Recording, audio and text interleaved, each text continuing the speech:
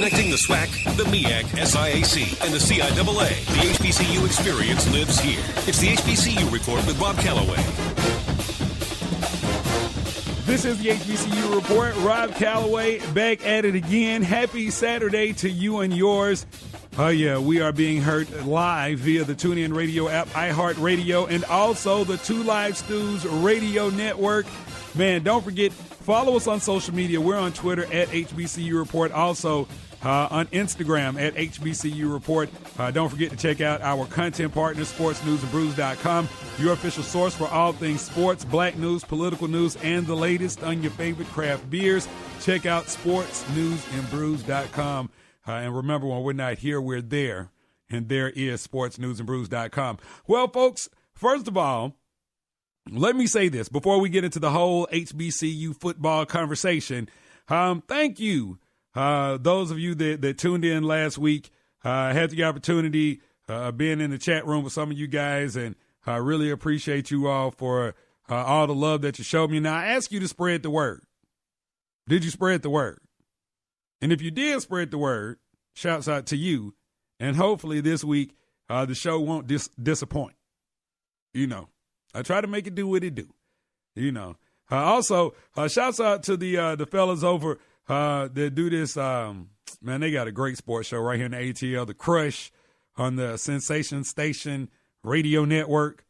Big shouts out to those boys. They also checked in with me, let me know that they were riding with the HBCU Report. So, that's what it is. But since we last joined you, a lot of great football action went down. Big shouts out to Coach Rod Reed, Tennessee State University Tigers, put it on FAMU in the Tampa Classic, 24-13. And what is one of the most bitter, heated rivalries in all of HBCU football, in my opinion. I mean, they have a long-standing rivalry.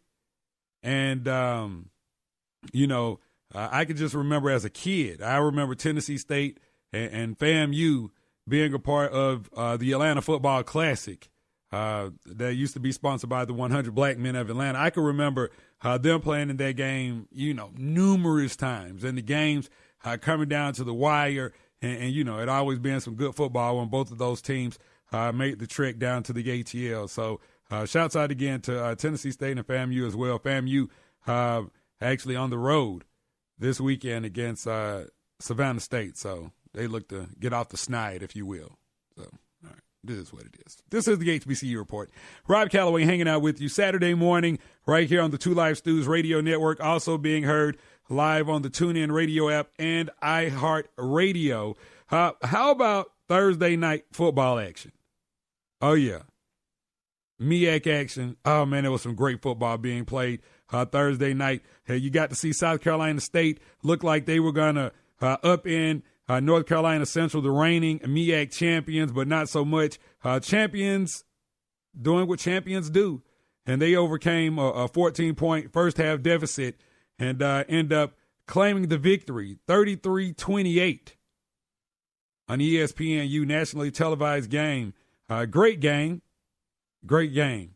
You know, these two teams, two of the better teams in the MEAC historically. And when you talk about North Carolina Central, oh, my goodness. North Carolina Central, they have somewhat of a dynasty up there. And, I guess, you know, folks that follow HBCU sports know. I mean, you always hear about North Carolina A&T, and I think that's because of Coach Rod Broadway and the pedigree that he brings with him, having won HBCU national championships at every stop. But you can't forget about Jerry Mack. Oh, yeah, the Mack man up at North Carolina Central, head football coach there.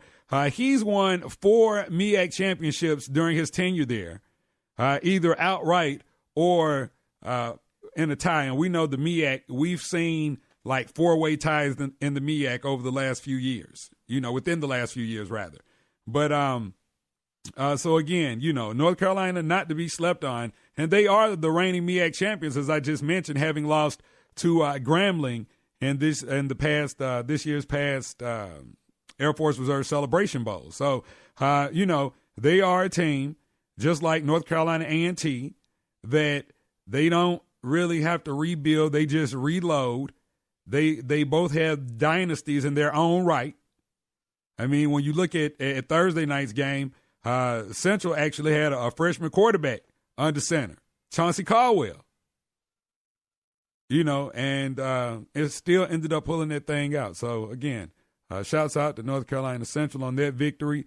We look forward to talking to Coach Jerry Mack in the coming weeks, as well as the legend, Coach Buddy Pugh, up at South Carolina State. And speaking of South Carolina State, coming up on today's show, we got a great show for you and yours. We got South Carolina State University alumni, former NFL kicker Cedric Oglesby, going to join us coming up later on in the show. He has the Cedric Oglesby Kicking Academy, and he's doing a lot of great things with that, training up a lot of young folks. Of course, if your kid wants to play football, hey, being a kicker is that one CTE position, non-CTE position. You don't have to really worry about it. I'm just saying. And they make an honest living. I'm just saying. And also, we will talk with Rich Freeman later in the show. We've got this big-time SIAC matchup going down between the 2-1 Morehouse Maroon Tigers and the 1-2 Miles College Golden Bears. But don't let that 1-2 fool you now. Now, those losses came at the hands of a team that competed for the Division II National Championship last year in West Georgia, and the team that has won the SWAC East the last 3 years in a row, Alcorn State University. So don't let those losses fool you. But on the flip side, you got Morehouse. Their only loss on the season came at the hands of Arkansas Pine Bluff in the SWAC. So again, both of these teams are going to come to play some football this afternoon when they hook up on the campus of Miles College. Please believe that. All right, don't forget, follow us on social media. We're on Instagram and Twitter at HBCU Report. Check out our content partner, sportsnewsandbrews.com, your official source for sports, black news, political news, and the latest on your favorite craft beers. I'm Rob Calloway, and coming up on the other side, we will talk with Coach Rich Freeman's counterpart in today's Morehouse-Miles College matchup. Reginald Ruffin, head football coach of the Golden Bears of Miles College, joins us next right here on the HBCU Report. The HBCU experience lives here. The HBCU Report with Rob Calloway. We'll be right back. Dave, what are you doing? Just sending a gift to Dave 2037. Who? Me in the future. I save a little money from every paycheck as a gift to Dave 2037, so he can spend it on things like anti-gravity boots or a hologram Doberman, something cool like that. I think Dave 2037 deserves it. He worked hard. What are you getting Steve 2037? I guess I was thinking Steve 2037 would just fend for himself. Well, all right, but don't expect to be borrowing my anti-gravity boots. You want to have money in your future? You got to start saving now. Putting some money from every paycheck into a savings account or contributing to your 401k can make a big difference later. Put away a few bucks, feel like $1 million. For free ideas and easy ways to save, go to feedthepig.org. That's feedthepig.org. Hey, let's just hope Steve 2037 doesn't get his hands on a cool time machine, because he is going to come back here and knock some sense into you. This message brought to you by the American Institute of Certified Public Accountants and the Ad Council. It's the HBCU Report with Rob Calloway. This is the HBCU Report, being heard via Spreaker.com and also the Two Live Stews Radio Network. Rob Calloway here with you another Saturday morning. Thank you guys for tuning in to the show, however you may be listening. Don't forget to check out our content partner, sportsnewsandbrews.com, for the latest in sports, political news, black news. It's all there, sportsnewsandbrews.com. And right now, we're being joined by a great friend of the show, Coach Reginald Ruffin of Miles College. Miles College, the SIAC in action this weekend against the Morehouse Maroon Tigers. First of all, Coach, thank you for joining us once again on the HBCU Report. Thank you, Rob, for having me, brother. Oh, it's all good, man. So first of all, before football, how you doing? Man, it's been a tough year, man. Losing a wife and turning around and losing an assistant coach. And we just buried him earlier this week. And, it's been tough, but, God's going to bring us through it. So we just got to keep pressing forward. Absolutely. Now, what happened with Coach Oglesby? Because I know he'd been a part of your staff the entire time you've been at Miles, right? Yeah, he was the first guy hired. He was our assistant head coach, defensive line coach. Clark Atlanta game last year, he suffered a seizure on the sideline of that game, and come to find out he had a brain tumor, and ended up taking chemo and radiation, and then the tumor spread it early July, and they gave him less than a month to live in August, and went from there. Oh man, terrible, terrible, terrible. But of course, I know what type of man of integrity you are. So I know you're supporting the family. I know the school and President French, I know they're supporting the family as well. So, I know y'all have that whole family camaraderie thing going on down there at Miles. Oh yes, family is first. God, family, and then football. So, we were there to support his family, still supporting his family and his wife, his kids, and grandkids, and mom, sisters, and brothers. And that Coach O will always be family. He's looking over us now, and he's in a better place. Now, usually in sports, when something like this happens, Coach, the team usually goes on like some kind of like crazy win streak. You know what I'm talking about. In sports, it's like these type things always motivate a team. Now, here we are.